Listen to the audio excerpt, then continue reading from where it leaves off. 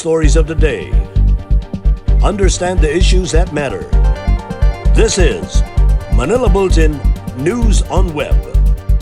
Your quick rundown of top news in the country and around the world. Manila Bulletin, celebrating 120 years of timely stories and timeless truths. Be fully informed.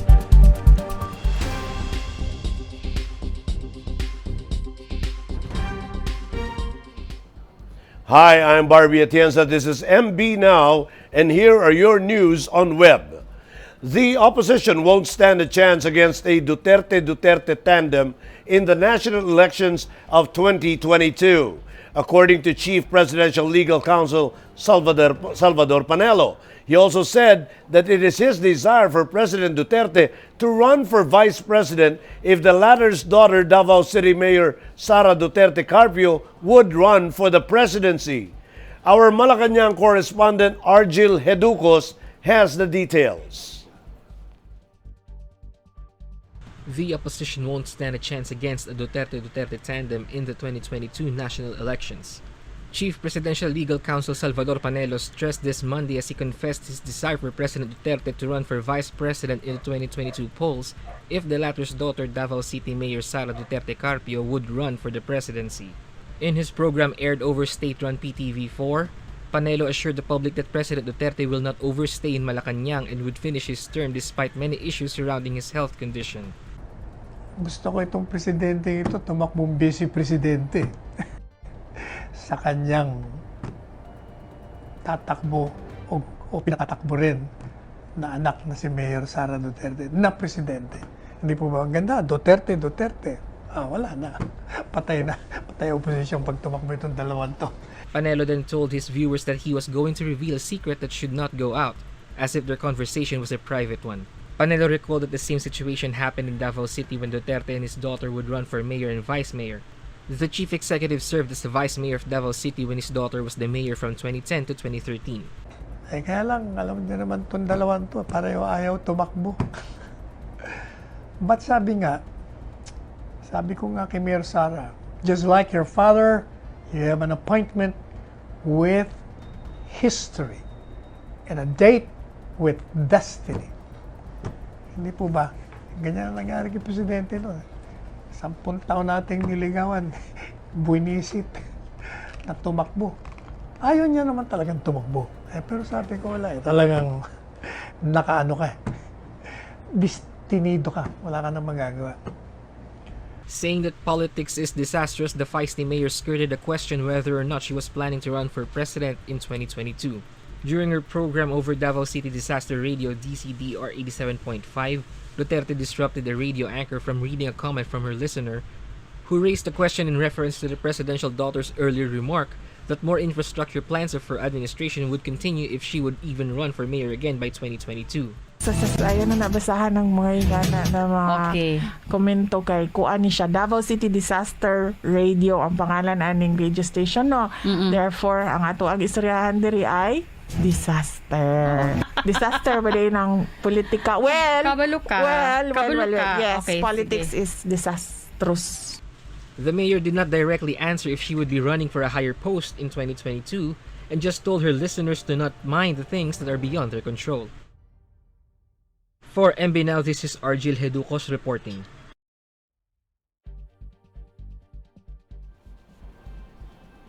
President Rodrigo Duterte insists that the administration is actually exerting its best to fight the outbreak amidst the criticisms the administration is receiving from the opposition. The president also asked Vice President Leni Robredo not to delude the people into believing that the government is not doing enough in the COVID-19 pandemic. Our Malacanang senior correspondent Jeneline Cabiling tells us more. President Rodrigo Duterte has asked Vice President Leni Robredo and other critics not to delude the people into believing the government is not doing enough in the COVID-19 pandemic. During his television address Monday night, the president insisted that the administration is actually exerting its best to fight the outbreak and that the country is surviving the pandemic while waiting for the vaccine. Huwag kayong maniwala diyan mga itong dilawan. Lalo na I hate to mention her name, but to si Lenny kung anong pinagsasabi. Alam mo, Lenny, kung gusto mo, if you really want to do away with the COVID, isprehan natin itong Pilipinas o Manila ng pesticide galing sa eroplano. The president, however, maintained that the only way to beat the coronavirus is through the development of a vaccine. Until the vaccine is discovered and manufactured, he said the public must continue to follow health measures such as wearing of masks to avoid the risk of infection. It's COVID-19 equals vaccine. Huwag na ninyong palakihin ang problema. Do not add something to the pandemic by making such reckless statements as we are not doing enough. Ginagawa na ni Secretary Duque yung halos na hindi na kumakain, hindi na natutulog sa trabaho. Duterte asked what else did the critics wanted from the government as he defended efforts to improve the country's healthcare capacity. Now, you might be hearing of critics and yung walang magawa that we are not doing enough. Ano mang enough na gusto ninyo? May ospital, may kama, at may punerarya. Nandyan lahat. Ano pa man ang gusto ninyo? The microbes, the virus is flying around. Robredo earlier criticized the administration for its alleged weak pandemic response, citing the need to step up the efforts to address the health emergency. She also called for a periodic assessment of the country's pandemic response instead of extending the declaration of state of calamity in the country. The president, however, explained that he has extended the state of calamity throughout the country until September 2021 to address the pandemic, which has so far infected more than 290,000 people in the country. For MB Now, this is Jen Kabiling reporting.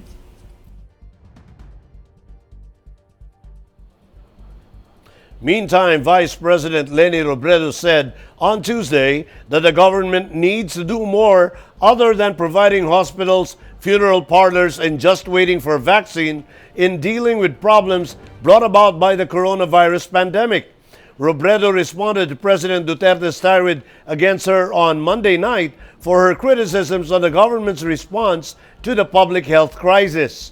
The Vice President has been very vocal against the supposed lapses in the COVID campaign, among which are the lack of system and cohesive plan, as has suggested ways to address them. But the opposition leader disagreed. Robredo said the government's coronavirus response should include medical and non-medical interventions to combat the virus, overcoming humanitarian emergencies including poverty, hunger, unemployment, mental distress, and other COVID-19 problems, restructuring public and private finances, and rebuilding the economy in an inclusive, resilient, and sustainable way.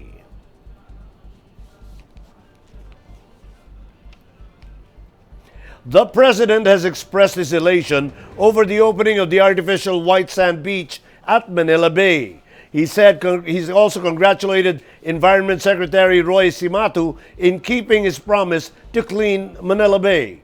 Our Malacanang News correspondent Argil Heducos has this report. President Duterte is elated about the artificial white sand beach at Manila Bay, saying the Filipino people are now enjoying the benefits from a determined action of the government. Duterte made the statement following the reopening of the rehabilitated Manila Bay and despite the complete disregard of minimum health protocols among its visitors.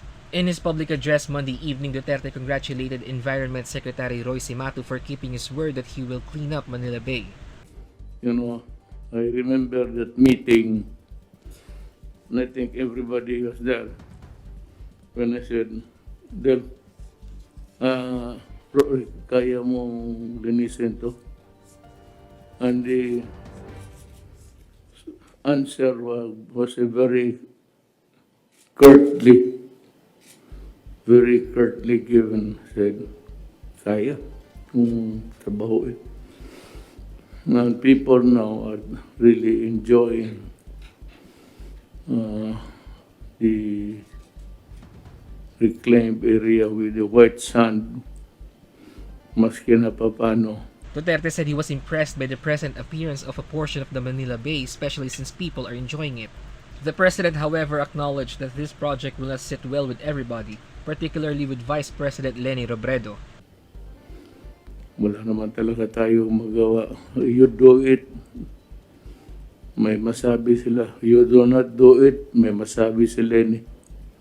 What do you want us to do? Ang problema kasi nitong often, yung magsabi na we are not doing enough. What can we do with the germ that's flying around? The opening of what is now referred to online as the Manila Bay Sands over the weekend met criticisms online as law enforcers failed to implement physical distancing measures when visitors flocked to the event. For MB Now, this is Argil Heducos reporting.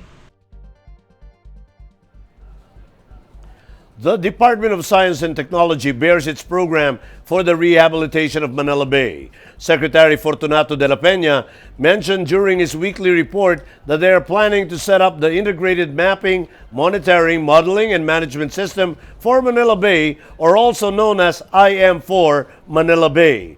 Our correspondent Del Nazario has the details.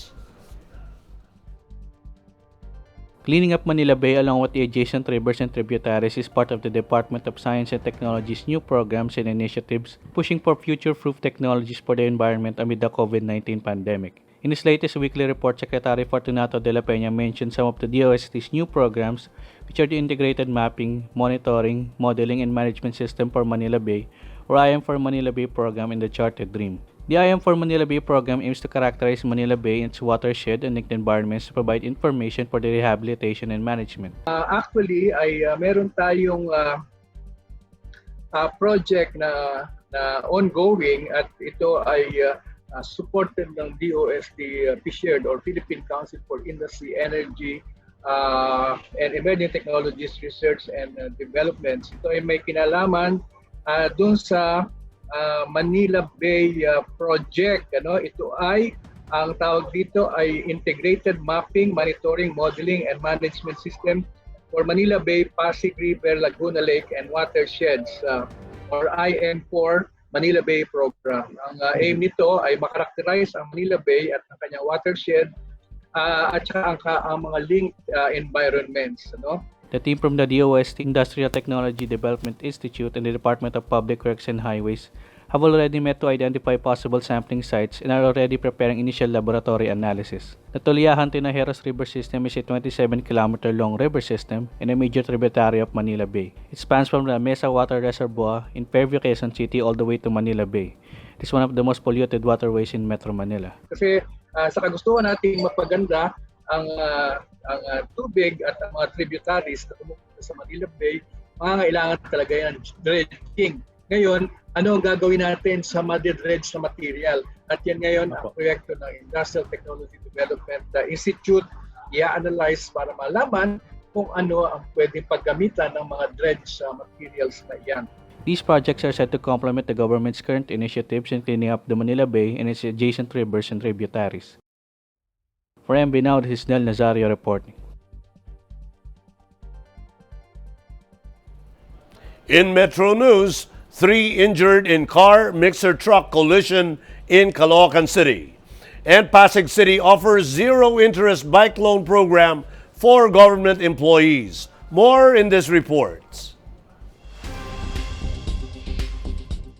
A mother and her 2 children were injured after a cement mixer truck fell on its side and crushed their car along the Jesus Street corner 10th Avenue in Caloocan City Tuesday. Police identified the victims as Sharon C., 36 years old, businesswoman, Danica Valdez, 20 years old, student, and a 4-year-old boy, all residents of East Grace Park, Caloocan City. Investigation showed that C, who was driving the car along 10th Avenue, was going east toward A. Bonifacio in Quezon City at around 2 a.m. The truck, whose driver and passenger are still unidentified, was was flying A. De Jesus Street going south towards C3 Road. CCTV footage from Caloocan City Government showed that the car collided with the right portion of the mixer truck upon reaching the intersection. Both vehicles slid toward A. De Jesus Street due to the impact of the mixer truck hit a wall and fell on the right side, crushing the hood of C's car. The driver and helper of the truck reportedly fled. The victims were brought by the responders from the city government to the Metropolitan Hospital for medical treatment. Follow-up operations is ongoing on the possible identification and arrest of the mixer truck driver and helper, who may face charges for reckless imprudence resulting in multiple physical injuries and damage to property. Pasig City launched an interest-free bike loan program for employees of the city government to promote biking and provide an eco-friendly means of transportation in celebration of the World Car Free Day. The Pasig Transport Department, which initiated the program, said the application for the Pasig City Employee Bike Loan Program is now open. The loan program is open to all job order, casual, permanent, and coterminous employees of the Pasig City Government. On World Bicycle Day last June 3, Pasig Mayor Vico Soto barred the plan of local government to provide City Hall employees with bike loans to encourage them to use bicycles as an alternative mode of transport. Due to limit public transportation during the lockdown, people were forced to walk or use bicycles to get to work. Interested employees who want to avail of the bike loan can visit bit.ly/Pasig Employee Bike Loans for more details. The top news in other parts of the country. Baguio City eyeing 717 million peso development for Wright Park. Drug buy bust in San Carlos City linked to huge drug hauls in Cebu and Cebulan. And NPA killed during clash with military in Zamboanga del Sur. More in this report. Baguio City Mayor Benjamin Magalong is mulling the immediate rehabilitation of Wright Park, one of the most iconic tourist destinations in Baguio City where tourists went for the famous pony rides. The 717 million pesos development plan was conceptualized as a traditional nature park infused with the adventure of horseback riding. It will also include a 397 million pesos parking building. Apart from a 4-story parking facility, the green architecture conceptual framework also included elevated walkways, decks and rest nooks, walkable areas, and historic restorations. About 2 kilos of suspected shabu worth 13.9 million pesos were seized in a buy-bus operation in Barangay 1, San Carlos City, Negros Occidental on Monday. The arrested suspect was identified as Emmanuel Shabok, who was listed as a high-value individual.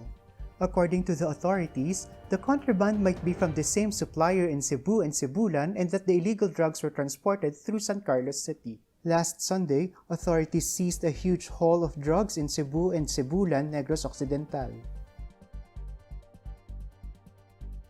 A new People's Army terrorist was killed while 4 high-powered firearms were captured after a clash between insurgents and soldiers from the 53rd Infantry Battalion in Barangay Marangan, Dumaging, Zamboanga del Sur on Monday, September 21. The slain NPA member was identified as Bernie Nunez, also known as Gogo, and a member of the main regional guerrilla unit of the Western Mindanao Regional Party Committee. Recovered after the firefight were 2 M16 rifles, an M203 grenade launcher, and an AK-47 assault rifle. In world news, over 60 wealthy nations joined WHO's COVID-19 vaccine plan. Hundreds of whales stranded in southern Australia. And high-flying dining in Brussels adapts amid COVID-19 pandemic. Let's watch this. More than 60 wealthy nations have joined the World Health Organization-backed program to facilitate poor countries' access to coronavirus vaccines, but the US and China are not on the list published Monday.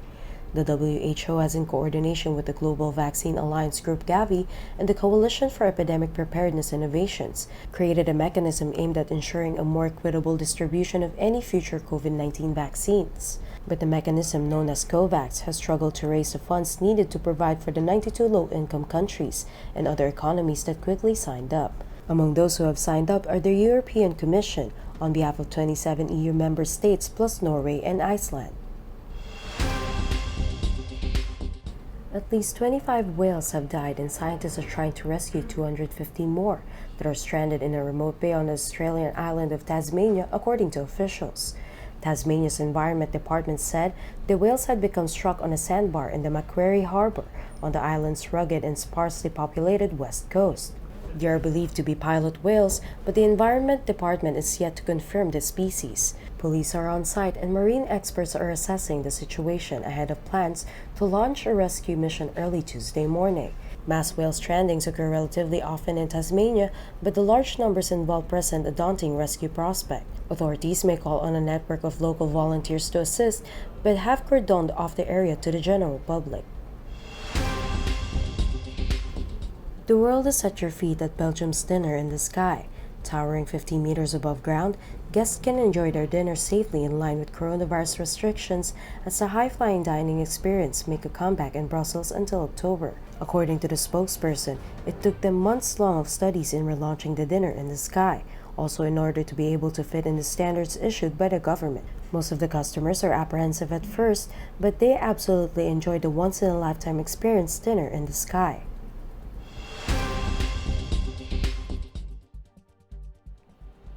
In entertainment, Kapamilya stars Julia Baretto and Gerald Anderson finally broke their silence on the issue that they are expecting their first child together. Baretto and Anderson said that the news is fake in reaction to a viral story that they are having their first baby together. Baretto showed her flat stomach in her Instagram post with the caption, "Fake news," while Anderson made a swipe about the issue as he shared a behind-the-scene video from his teleserye, A Soldier's Heart. The pregnancy rumor went viral after broadcaster Jay Sonza posted on his Facebook account on September 21 that Baretto was expecting her first child with Anderson. The first animated Netflix film from the Philippines is arriving on the streaming platform next month. Hayop Ka, the Nympha Damano story, features the voices of Angelica Panganiban, Sam Milby, and Robin Padilla. Set in the world populated by anthropomorphic animals, the film follows the story of Nympha, voiced by Panganiban, a cat who sells perfume at a department store. Her relationship with her janitor boyfriend, Roger, voiced by Padilla, gets complicated after Nympha meets Inigo Villanueva, voiced by Milby, a rich business dog. The avid Leong film is set to premiere on Netflix on October 29.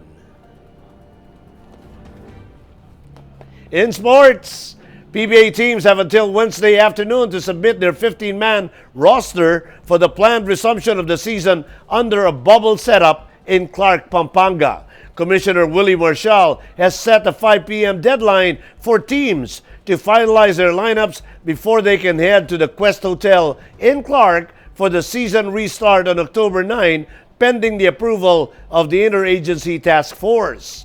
Teams can sign free agents during the period, but Marshall said no trades will be allowed given the current situation surrounding the COVID-19 pandemic. TNT did sign up backup center Chris Javier after being let go by Blackwater in order to fill out the void left by Kelly Williams, who suddenly announced his retirement several weeks ago. And Lex may opt to get one after Larry Fonasher elected not to participate in the bubble due to family reasons, according to Coach Yang Yao. San Miguel Beer, which will enter the bubble carrying a 1-0 record by virtue of its 94-78 win over Magnolia last March 8, won't be having Junmar Fajardo, who continues to recover from his injured shin. Once the rosters are final, teams can no longer make any transactions inside the bubble. They're also allowed to have a maximum of 25 personnel, including coaches, staff, and officials inside Clark. Players, coaches, or staff who had positive results will immediately be quarantined, while those he had close contact with will be tested. While that may put teams in jeopardy of losing a game by forfeiture, the league agreed to relax its rules by allowing a minimum of 6 players in uniform instead of 8. And those are the news on Web today, September 22, 2020. It's 94 days before Christmas. For more news and details, get your copy of Manila Bulletin newspaper tomorrow or log on to www.mb.com.ph,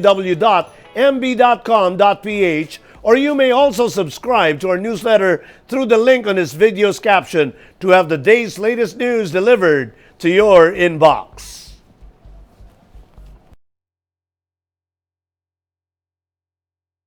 120 years of timely stories and timeless truths. Join us again tomorrow. This has been MB Now. Be fully informed.